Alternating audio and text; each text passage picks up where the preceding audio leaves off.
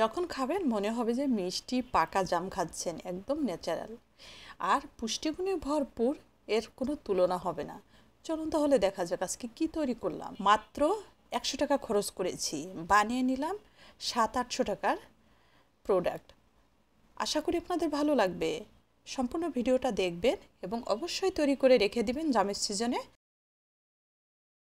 খাবেন আর বলবেন যে এটা কি তৈরি করেছেন, অসম্ভব মজা। চলুন তাহলে দেখা যাক। সুপ্রিয় দর্শক, আসসালামু আলাইকুম, সবাইকে ওয়েলকাম। এখানে আমি 800 গ্রাম জাম নিয়েছি। 800 গ্রাম জাম কিনেছি মাত্র 80 টাকা দিয়ে। আর জামগুলোকে যে দেখেন এইভাবে করে চাপ দিয়ে দিয়ে ভেঙে জামগুলো নিলাম। এখানে 3 কাপ জাম হয়েছে।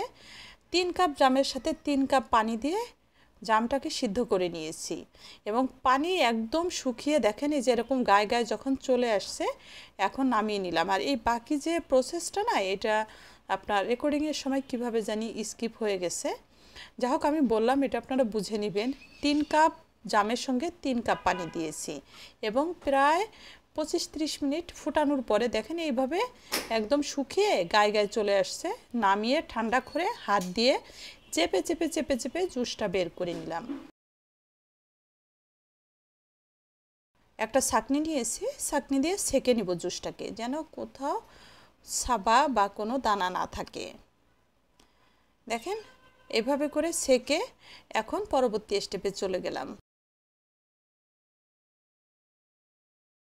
সম্পূর্ণ জুসটা মেপে নিলাম।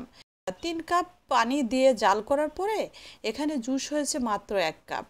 দেখতে পাচ্ছেন একদম কানায় কানায় 1 কাপ জুস হয়েছে এবং জুসটা অনেক ঘন।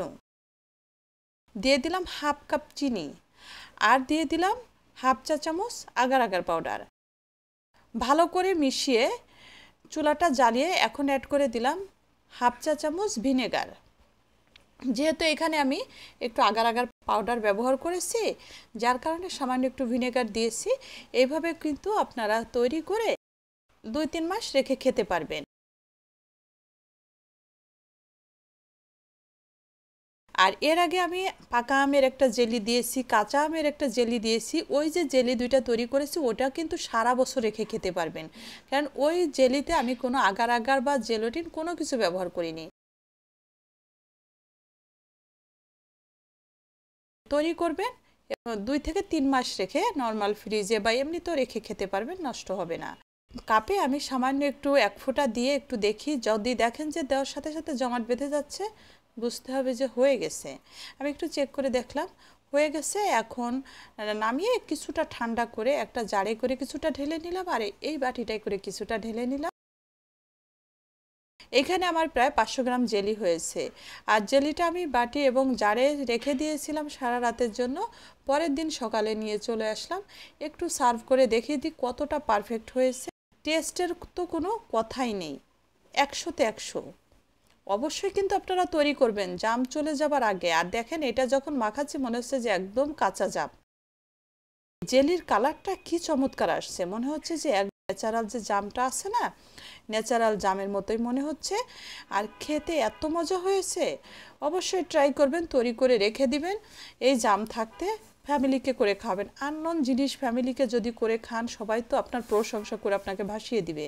যার জন্য এরকম আনকমন রেসিপি পেতে আমার সাথে থাকতে হবে। শেয়ার করে রেখে দিবেন আপনার টাইম লাইনে। অবশ্যই তৈরি করবেন দেখে দেখে।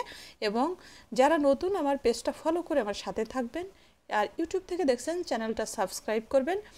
কেমন হলো কমেন্টস করে জানাবেন। একটা লাইক দিতে কিন্তু ভুলবেন না। সবাই ভালো থাকবেন, সাথে থাকবেন। সবাইকে অসংখ্য ধন্যবাদ সাথে থেকে দেখার জন্য। আল্লাহ হাফেজ।